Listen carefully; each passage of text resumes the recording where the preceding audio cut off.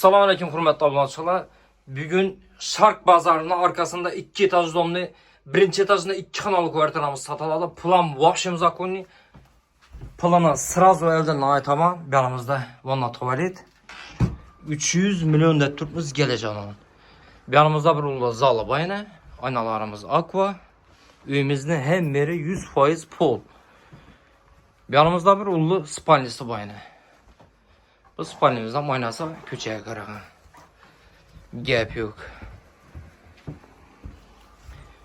Ben tarafında bir oldu. Kuhnisi bayına. Kuhni'den hem gaz plite, kuhni umanli fartuklarım kafeden çıkıp tuttu. Gaz, su, sıyıptan mamba yoktum zor. Büyümüzün arkasından hem işik açıldı yine. Yanımızda yine bak tarafına. Gelsenize üzeriz yaxşılap görəsiniz. Pulunu açtım. Kime gerek bulsa ekran nomerlerimizi koyarız. Ekip görürseniz. Esas sağ olun ve sağlıklı olun. Etibar uçuraklı.